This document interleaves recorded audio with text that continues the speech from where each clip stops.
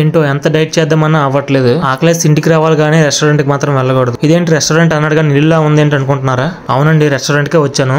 Restaurant name వచ్చేసి Arabind spices.